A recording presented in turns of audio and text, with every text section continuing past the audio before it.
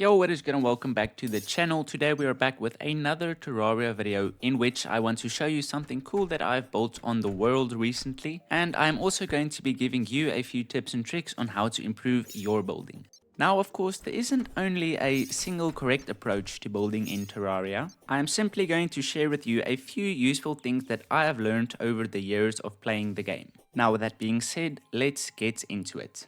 Okay, so the first mistake that I used to make as a beginner playing Terraria, and I've done this for many years now, is planning too big. Now, what I mean by this is not your hopes and dreams for the future, but rather the distance between the left side and the right side of your building. The general guideline that I've been following on this world is that the amount of blocks between the opposite doors of your building should be between 12 and 30. I have two reasons for saying this. The first is that when you start building something really large in Terraria, what often happens is that you become bored of the project or it becomes too difficult to complete. This of course leaves you with a bunch of unfinished projects and makes your world unpleasant to play on. Now, the second reason I say that you shouldn't build such large structures is because it leaves you with big, awkward spaces that are difficult to fill. And besides this, it genuinely just looks bad. Now, the next thing that you absolutely have to do when building in Terraria is to use different materials. Whether it be on the roof, the interior or exterior walls, or even the floor, you should use all the resources that you have to your advantage. For example, look at this house. Both the walls and the floors are constructed from a combination of stone and wood, but at the same time they are completely different from each other. So for the floors, I like to use a combination of boreal wood and regular stone blocks, which is more subtle and creates a nice foundational look. And then of course for the walls, I like to use a combination of grey bricks and dynasty wood, which is more vibrant and brings life into the build. Then you get to the roof, which is kind of a make or break situation.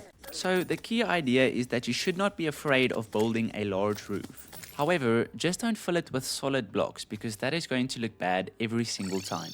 Generally, I like to make a roof about the same height as every story of a house would be, and then you fill it with a combination of solid blocks and walls, and then you add some sort of an element that ensures your roof is not only a boring rectangular shape. So that could be some sort of a triangle or a chimney or whatever you like. Then when it comes to buildings that are made out of stone, you can use a combination of stone slab, regular stone blocks and grey brick to add some texture to your building.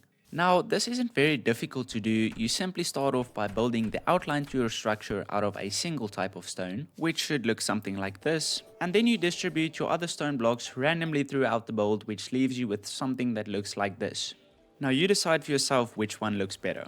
Moving on, the next thing that is quite useful when building is to section off your build. So what do I mean by this? Let's look at the following example. Had I not divided this house into a first and second story, split this room up into two smaller rooms and added this nice balcony at the top, I would be left with one big block that would look dumb and out of place in my world. But instead we now have this beautiful house that the demolitionist very happily lives in. This is oftentimes more difficult to do in smaller houses. However, with the use of pillars and carefully placed walls, you can get the job done as seen over here.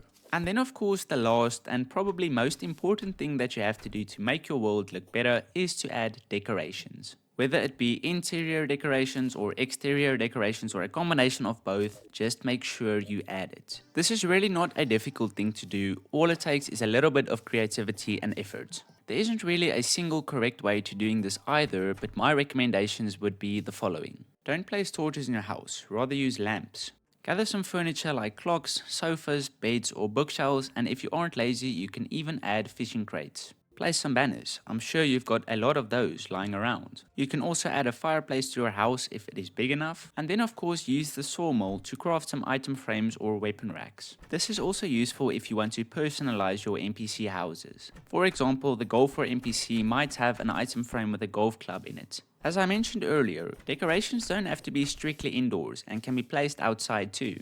Think of examples like park benches, statues or even water fountains. And then another thing that I discovered again recently are these colored flags that are for sale from the golfer NPC.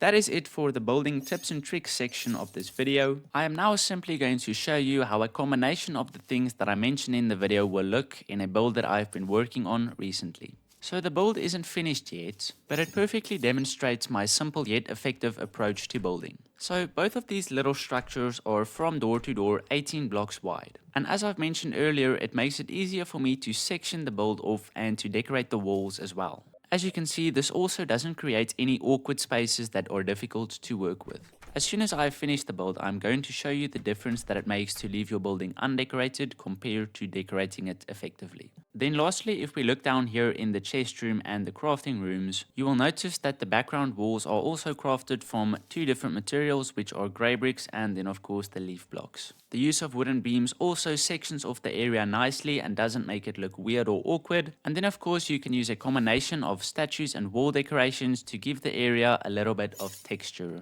Also notice how there are no torches down here, which I think creates a great atmosphere. And that is it for today's video. So I hope you enjoyed and feel free to let me know what you think in the comments. And I hope you have a lovely day. So see you in the next one.